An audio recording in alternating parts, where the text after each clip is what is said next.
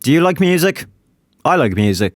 I think you can tell if you watch any of my videos spanning all the way back to when I made this channel that music is one of my biggest passions.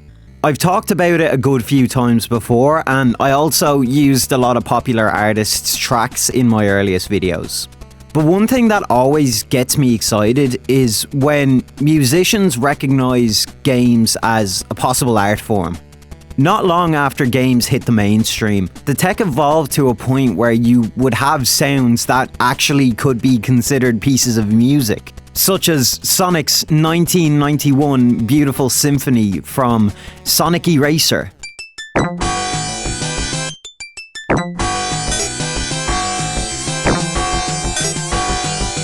The improvement in the technology would begin to catch musicians' eyes, or ears, and video games began to look like a feasible art form for musicians to collaborate with. And actually, speaking of Sonic, the series would be one of the first to use the expertise of an already established, famous musician, some lad by the name of Michael Jackson. Due to feces. I think everybody knows the story by now. For the release of Sonic 3, Sega enlisted the help of Michael Jackson for the soundtrack. However, he remains uncredited for unknown reasons. This is probably the most famous example of a collaboration between a musician and video games, but I'd be remiss not to at least mention it. The story was only recently confirmed to be true by Yuji Naka. There's actually some sources that say that Brad Buxer, a collaborator of Jackson, did most of the work.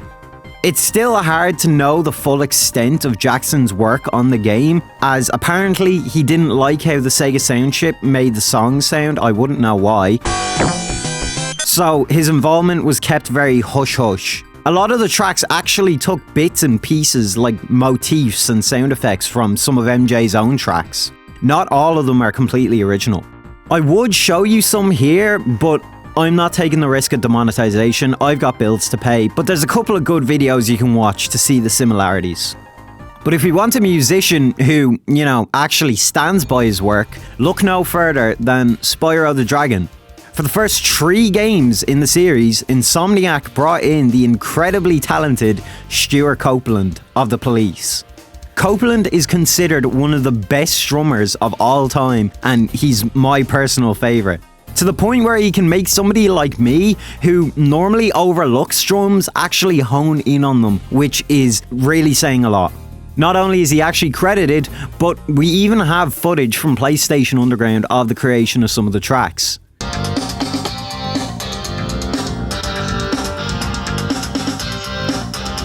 They pay me for this. You can tell he really loved working on the game because he's actually credited, but he came back for 2 more games and also the Reignited trilogy. And I don't think it needs to be said that the actual soundtrack is brilliant.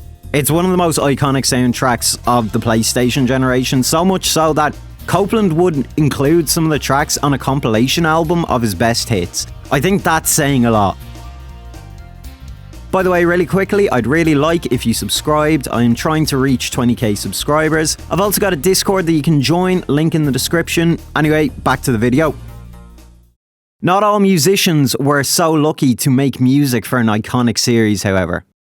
Make way for the Homo Superior, because we're talking David Bowie. Yes, in 1991, Bowie not only created music for, but also starred in the game The Nomad Soul. Ever heard of it? Of course you fucking haven't. It was a game made by freakazoid sex pest David Cage, known for Heavy Rain, Detroit Become Human, and his fucking inappropriate conduct at the workplace. The game centers around you investigating serial killings in an incredibly expansive world that has a lot of world building to it. So, what does Bowie have to do with this? He must be the villain. I mean, surely he's plastered all over the fucking box in the promo material. No. All he does is perform some original songs in some one-off scenes, and he also gives you a bit of lore dump. His character basically has very little story significance, and his screen time totals to about 10 minutes, which, I mean, that's kind of taking the mick. I know, it's Bowie. You're gonna want to promote that he's in your game, but that's like saying, wow guys, you see that? Mr. Beast is in my video, I'm gonna put him in my thumbnail! The songs themselves aren't bad though. Actually, Bowie thought them to be good enough that he put a couple onto his album Hours. It's just a shame how little the game utilizes him. I mean, he's no stranger to acting, so I don't think it would be that hard to fit him into the story as a more prominent role. But what about artists that use video games to promote their own music? There's not too many examples of that. There's some obvious ones, like rhythm games like Guitar Hero and Just Dance. They use a load of licensed songs, but most of them aren't built around a specific artist. There's definitely some that solely feature a single band's discography, like Beatles Rock Band, but that's just putting the Beatles onto the Rock Band formula. That's not a brand new thing. Fortunately, there is a band who made their own game from scratch. Say hello to the Weezer video game. I don't know, I just needed to put Weezer in here somewhere. Okay, my last video flopped. Please, I'm washed. Speed, I need it. Yes, so Weezer actually made a small little flash game in like 2020 called The End of the Game. It is called that because you start the game and immediately get transported to the final part. There's actually a lot of Weezer references and fan service, as well as some shit memes. You get to choose which member of Weezer you play as. You've got Rivers, you've got Brian, you've got Pat or Scott. Justice for Matt Sharp. The game kind of plays like Cuphead of all things, but it's got the most ass backwards controls because you have to move with either arrow keys or WASD, but you shoot with the space bar and jump with the up button. The fight is a little difficult, but that's mostly because of the fuck-ass controls. But once you beat the boss, you're brought to the end chest.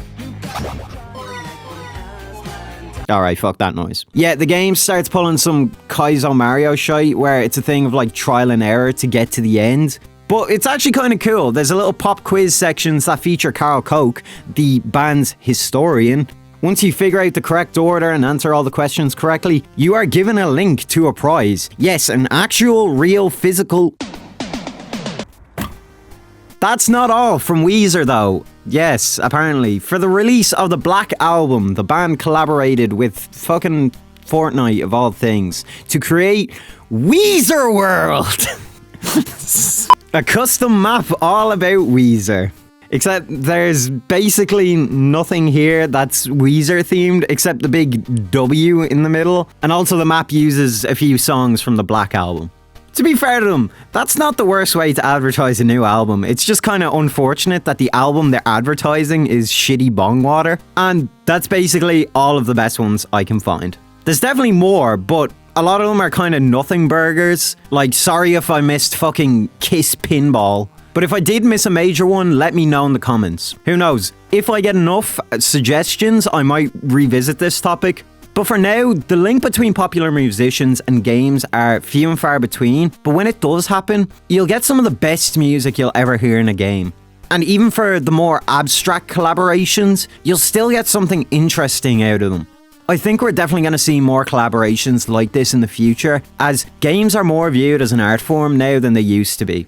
Which is a good thing. The world can finally know the beauty of Sonic Eraser.